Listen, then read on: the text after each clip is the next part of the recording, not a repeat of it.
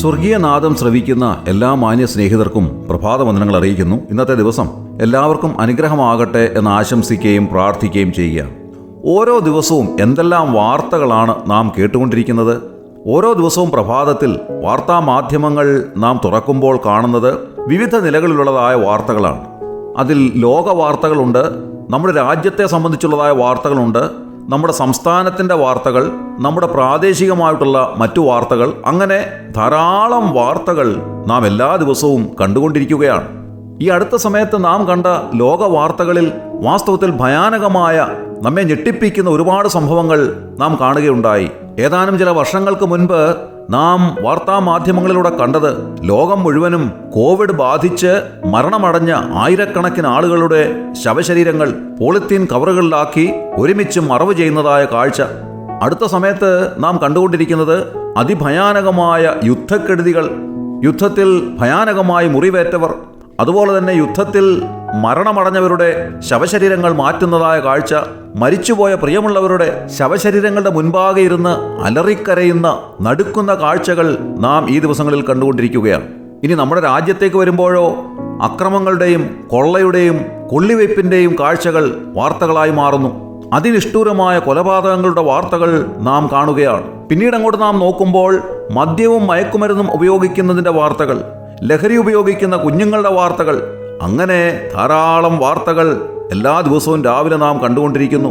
മനുഷ്യ മനസാക്ഷിയെ ഞെട്ടിക്കുന്ന ഒരുപാട് കാര്യങ്ങൾ വാർത്തകളായി നാം കാണുന്നു. പഴയ കാലത്ത് ഇങ്ങനെയുള്ള വാർത്തകൾ അസാധാരണ വാർത്തകളായി നാം മനസ്സിലാക്കിയിരുന്നുവെങ്കിൽ ഈ കാലത്ത് ഇതൊന്നും ഒരു അസാധാരണത്വമില്ലാത്ത നിലയിൽ സാധാരണ വാർത്തകളായി തീർന്നിരിക്കുന്നു. കൊലപാതകങ്ങളോ മോഷണങ്ങളോ നിഷ്ഠുരമായ ക്രൂരകൃത്യങ്ങളോ മനസാക്ഷിയെ ഞെട്ടിക്കുന്ന സംഭവങ്ങളോ ഒന്നും ഈ കാലത്ത് വാസ്തവത്തിൽ അസാധാരണത്വമില്ലാത്ത സാധാരണ വാർത്തകളായി തീർന്നിരിക്കുന്നു എന്നുള്ളത് എത്രയോ ഭയാനകമായ ഒരു കാര്യമാണ്. ഒരു കാര്യം ഏതാണ്ട് ഉറപ്പാണ്, കാരണം ഈ സാഹചര്യങ്ങൾക്ക് യാതൊരു വ്യത്യാസവും ഉണ്ടാവുകയില്ല. ഓരോ ദിവസവും ചെല്ലുന്തോറും, കാലങ്ങൾ കഴിയുന്തോറും ഈ സ്ഥിതി കൂടുതൽ വഷളാവുകയല്ലാതെ ഇതിന് യാതൊരു വ്യതിയാനവും ഉണ്ടാവുകയില്ല എന്നുള്ളത് ലോക ചരിത്രം നമ്മെ പഠിപ്പിക്കുകയാണ്. സമാധാനമില്ലാതെ മനുഷ്യൻ നെട്ടോട്ടമോടുന്നു. വ്യക്തി ജീവിതങ്ങളിൽ സമാധാനമില്ല, കുടുംബങ്ങളിൽ സമാധാനമില്ല. നാം അങ്ങനെ അങ്ങോട്ട് നോക്കുമ്പോൾ സമൂഹത്തിലും നമ്മുടെ ദേശത്തും ഒന്നും സമാധാനമില്ലാതെ അതിഭയങ്കരമായ ക്രൂരകൃത്യങ്ങൾക്ക് സാക്ഷ്യം വഹിക്കേണ്ടുന്ന സാഹചര്യങ്ങൾ ഉണ്ടായിരിക്കുന്നു. ഈ സ്ഥിതി എത്രയോ ദയനീയവും എത്രയോ ഭയാനകവുമാണ്. എന്നാൽ സമാധാനം എവിടെയാണ് ലഭിക്കുന്നത്? മതങ്ങൾക്കോ തത്വസംഹിതകൾക്കോ ഒന്നും സമാധാനം നൽകുവാൻ സാധ്യമല്ല. എന്നാൽ സമാധാനം ലഭിക്കുന്നതിനുള്ള ഏക വഴി കർത്താവായ യേശുക്രിസ്തു മാത്രമാണ്. കാരണം അവിടുന്ന് ലോകത്തോട് തിരുവായ്മൊഴിഞ്ഞു, ഞാൻ നിങ്ങൾക്ക് സമാധാനം നൽകുന്നു, ലോകം നൽകുന്നത് പോലെയല്ല.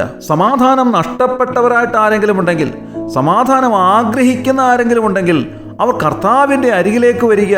ദിവ്യമായ സമാധാനം ജീവിതത്തിൽ ലഭിക്കുമെന്നുള്ള കാര്യത്തിൽ യാതൊരു സംശയവുമില്ല. ആ കർത്താവായ യേശുക്രിസ്തു ദൈവമായിരുന്നവൻ കേവലം മനുഷ്യനായി ഈ താണലോകത്തിലേക്ക് ജനിച്ചു വീണു. എന്തിനു വേണ്ടിയാണത്? പാപികളായിരുന്ന സകല മനുഷ്യരെയും അവരുടെ പാപത്തിൽ നിന്ന് വിടുവിച്ച് സ്വർഗരാജ്യത്തിന്റെ അവകാശികളാക്കി തീർക്കുന്നതിന് വേണ്ടി. വാസ്തവത്തിൽ പാപിയായ മനുഷ്യൻ നിത്യമായ നരകാഗ്നിക്ക് വിധിക്കപ്പെട്ടവനാണ്. എന്നാൽ അതിൽ നിന്ന് അവന് മോക്ഷം ലഭിക്കുന്നതിനുള്ള ഏക വഴി കർത്താവായ യേശുക്രിസ്തുവാണ്. ദൈവവചനം ഇങ്ങനെ പറയുന്നു, യേശുവിനെ കർത്താവെന്ന് വായുകൊണ്ട് ഏറ്റുപറയുകയും ദൈവം അവനെ മരിച്ചവരിൽ നിന്ന് ഉയർത്തെഴുന്നേൽപ്പിച്ചു എന്ന് ഹൃദയം കൊണ്ട് വിശ്വസിക്കുകയും ചെയ്താൽ നീ രക്ഷിക്കപ്പെടും. ആ കർത്താവായ യേശുക്രിസ്തുവിനെ രക്ഷിതാവും കർത്താവുമായി സ്വീകരിക്കുന്ന ഒരു വ്യക്തിക്ക് പാപക്ഷമ ലഭിക്കുന്നു, നിത്യമായ സ്വർഗരാജ്യത്തിൽ അവകാശികളായി തീർന്നു, ദൈവത്തിൻ്റെ മക്കൾ എന്ന് വിളിക്കപ്പെടുന്നു. ഈ യേശു കർത്താവിനെ രക്ഷിതാവും കർത്താവുമായി സ്വീകരിക്കുവാൻ താങ്കൾ ആഗ്രഹിക്കുന്നുവോ? അങ്ങനെയെങ്കിൽ എന്നോട് ചേർന്ന് ഇപ്രകാരം പ്രാർത്ഥിക്കുക: കർത്താവായ യേശുവേ, എനിക്കങ്ങേ ആവശ്യമാണ്. ഞാൻ പാപിയാണെന്ന് സമ്മതിക്കുന്നു.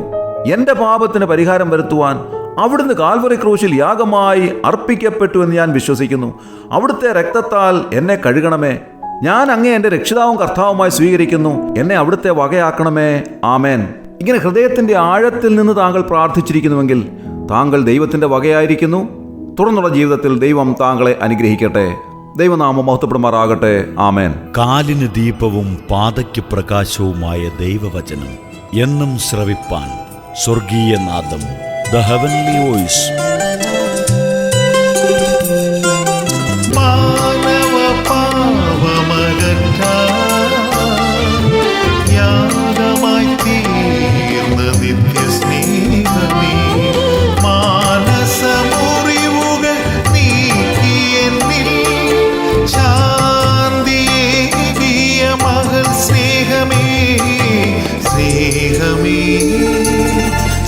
സ്നേഹമേ, സ്വർഗീയ മഹൽ സ്നേഹമേ,